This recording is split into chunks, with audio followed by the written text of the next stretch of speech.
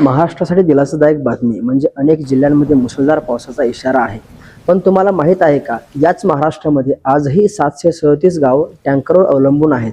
पाऊस पडतोय तरीही पाण्याची टंचाई का? काही दिवसापासून राज्यातील अनेक भागांमध्ये पावसाने विश्रांती घेतल्यामुळे अनेक नागरिक शेतकरी चिंतेत आहेत. मात्र आता हवामान विभागाने राज्यातील अनेक जिल्ह्यांमध्ये पुन्हा मुसळधार पावसाचा इशारा दिला आहे.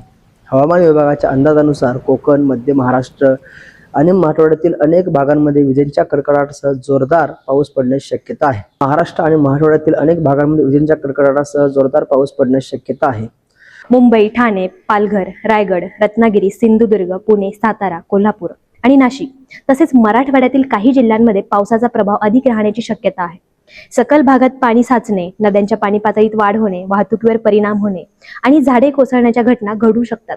शेतकऱ्यांसाठी ही बातमी महत्त्वाची असली तरी ज्या भागात पिकं उभी आहेत त्यांनी शेतात पाणी साचणार नाही याची काळजी घ्यावी. तसेच नागरिकांनी विनाकारण नदी, ओढे आणि पूर परिस्थिती असलेल्या भागात जाणं टाळावं. त्यामुळे पुढील 24 ते 48 तास राज्यातील अत्यंत महत्त्वाचे मानले जात आहेत. त्यामुळे हवामान विभागाच्या अधिकृत सूचनांवर लक्ष ठेवा आणि कोणत्याही अफवांवरती विश्वास ठेवू नका. मात्र इथेच एक मोठा प्रश्न निर्माण होतो की एकीकडे राज्यामध्ये मुसळधार पाऊस होत असताना देखील दुसरीकडे महाराष्ट्रातील अनेक गावांमध्ये आजही पिण्याच्या पाण्यासाठी टँकरची वाट पाहावी का लागते. मग इतका पाऊस पडूनही ही वेळ का आली? राज्यातील 22 जिल्ह्यांमधील तब्बल 737 गावे आणि 1918 वाड्या आजही पिण्याच्या पाण्यासाठी टँकरवरती अवलंबून आहेत. या भागांमध्ये तब्बल 790 टँकर दररोज पाणी पुरवठा करत आहेत. धक्कादायक बाब म्हणजे यातील 764 टँकर हे खाजगी आहेत.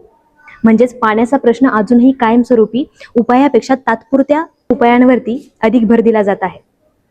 नाशिक विभागामध्ये सर्वसाधारण 300 टँकर सुरू आहेत, तर मराठवाड्यातील छत्रपती संभाजीनगर विभागात 255 टँकर पाणी पुरवठा करत आहेत.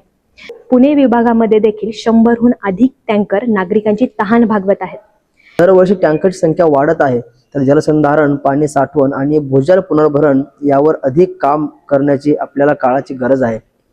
पाऊस पडणं आपल्या हातात नाही, पण पडलेल्या प्रत्येक थेंब जपणं नक्कीच आपल्या हातामध्ये आहे. आणि तुमच्या भागामध्ये पावसाची परिस्थिती कशी आहे? मुसळधार पाऊस आहे का पाऊस पडत नाही? याबद्दल आपली माहिती कमेंटमध्ये सांगा. आणि हा व्हिडिओ आवडल्यास नक्कीच जास्तीत जास्त लोकांपर्यंत शेअर करा.